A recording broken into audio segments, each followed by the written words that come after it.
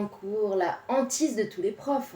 Quand c'est pas l'assistant social qui appelle, c'est un ami, suivi de près par le fils qui a oublié ses clés, sans parler des notifications. Le téléphone en classe de FLE, on y est confronté comme les profs de collège et de lycée. Alors on en fait quoi? Il y a des partisans de l'interdiction. Dans cette vidéo, on vous propose plutôt d'en faire un allié de l'autonomisation et de l'acquisition de la posture formelle.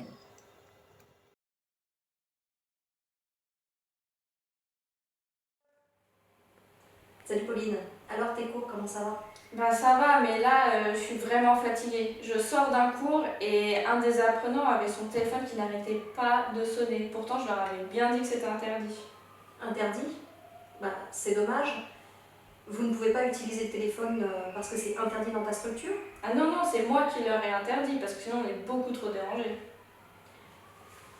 Tu sais, le téléphone en formation c'est comme le reste. Ça peut facilement être un outil d'apprentissage avec ses propres règles. Comment ça? Alors avant de parler de ce qu'on peut faire avec le téléphone, on va déjà définir l'usage du téléphone en cours.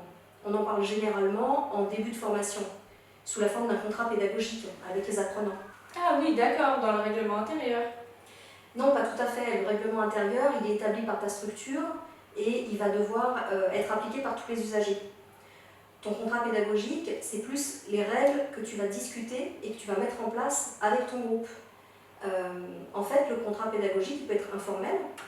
Tu vas discuter avec eux des règles qui vont s'appliquer pendant la formation, par exemple les absences, les retards, la pause, l'usage du téléphone, et voire même est-ce qu'ils ont le droit de manger ou de boire. Ensuite, il peut aussi être formel. Tu peux faire le choix d'un vrai contrat dont les règles vont être discutées et mises à l'écrit sous forme de vrai contrat. C'est plus long. Ça peut être intéressant de prendre le temps de le faire avec eux sous forme de projet, en fait. Dans ce cas, ton contrat, il est élaboré avec eux, mais aussi par eux, parce qu'ils vont le rédiger eux-mêmes. Tu l'as compris, c'est aussi de fait beaucoup plus impliquant. Une formule gagnant-gagnant en quelque sorte. D'accord, mais ça marche vraiment? Bien sûr, formel ou informel, c'est une réflexion collective. Les choses vont être décidées de manière collective, donc tout le monde va se sentir impliqué. D'accord, mais du coup, quand le téléphone sonne, qu'est-ce que tu dis? D'abord, pour ne pas être dérangé, je vais vérifier en début de cours que tout le monde a bien mis son téléphone sur silencieux. Téléphone et notification. C'est un travail que tu fais avec eux dès les premiers cours en fait. Vérifier que tout le monde sait activer et désactiver le mode silencieux.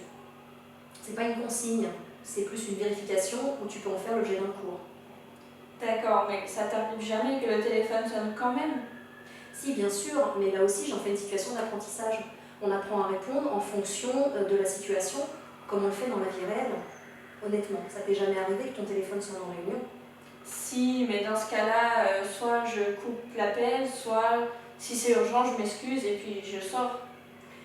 Oui, ben voilà, et bien ça on le travaille en cours. On apprend à répondre à des situations de communication différentes. Je vois. Tu veux dire si l'appel est urgent ou pas, par exemple? Tout à fait. Pour un appel pas urgent, on va apprendre par exemple « Excusez-moi, je suis en cours, je ne peux pas vous parler, pardon. Rappelez-moi après 11 heures s'il vous plaît. » Bon d'accord, mais ça résout pas le problème, parce que comme le téléphone est autorisé, qu'ils peuvent y répondre, bah ça doit pas arrêter de sonner quand même. En fait non, parce que je vais aussi travailler en amont sur prévenir son entourage qu'on suit une formation. S'impliquer dans une formation, c'est aussi prévenir autour de soi qu'on n'est pas disponible pendant les heures de formation. Donc on ne décrochera pas le téléphone, sauf qu'à l'urgence évidemment. Et ça, on l'a travaillé.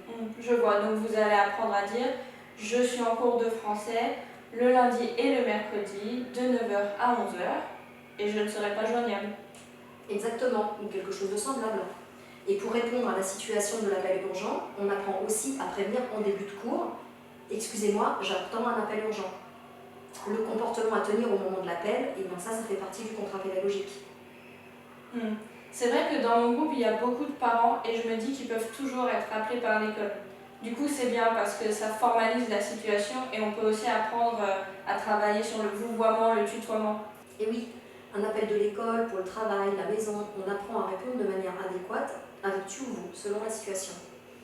Ok, j'ai compris. En fait, on apprend ensemble quel usage on peut faire du téléphone pendant les cours. Du coup, c'est vrai que c'est bien parce que le téléphone devient un allié et c'est plus la peine de faire la guerre aux sonneries. Parce qu'on a d'autres combats à mener pendant le cours. Les retards, par exemple. Comment tu fais pour gérer tous les retards? Les retards, c'est aussi une situation de vie, Pauline. Gérer un retard, c'est juste se demander ce qu'on fait et tout ce qu'on dit quand ça arrive en réalité. On le montre, on le joue en fonction du contexte socio-professionnel. Tiens, regarde. Oui, je suis désolée pour le retard parce que j'avais un problème de train. Donc, c'est pourquoi je vous envoie ce message pour vous dire que je serai en retard de 10 minutes. Je suis désolée. À tout à l'heure. Merci. Ah, c'est super. Mais du coup, il y a toujours des retards dans tes cours? Un peu moins, mais l'idée, c'est pas d'éradiquer les retards, mais c'est de savoir agir et s'exprimer en cas de retard. Ou de sonneries intempestives, ou d'appels urgents, enfin la vie, quoi. Et on notera que tu peux aussi appliquer ça aux absences. On a appris à justifier de son retard, on pourra aussi travailler des messages qui vont permettre de prévenir et de justifier son absence. Ok, je comprends mieux. En fait, c'est beaucoup moins scolaire que j'imaginais toutes ces situations. Bon, mais il me reste plus qu'à essayer. Allez, C'est parti.